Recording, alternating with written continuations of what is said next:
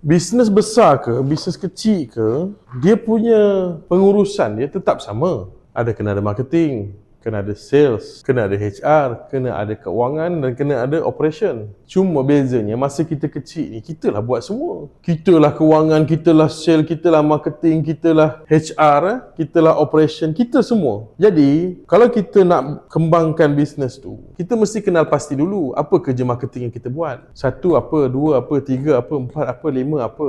Sama juga kerja sales apa yang kita buat. Kerja HR apa yang kita sedang buat. Kerja keuangan apa yang kita sedang buat.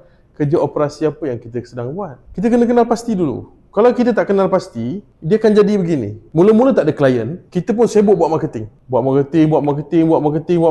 Okey, ramai pula klien, sale. Bila ramai klien buat sale, bila ramai klien, sale kita buat, kita tinggal pula kerja marketing ni. Bila klien ni dah habis, kita pun pelik. Kenapa tak ada klien masuk? Rupa-rupanya, bila kita ada klien kat sini, kita tak buat kerja marketing. Sedangkan yang bawa masuk klien adalah marketing. Jumpa customer, buat iklan, buat video.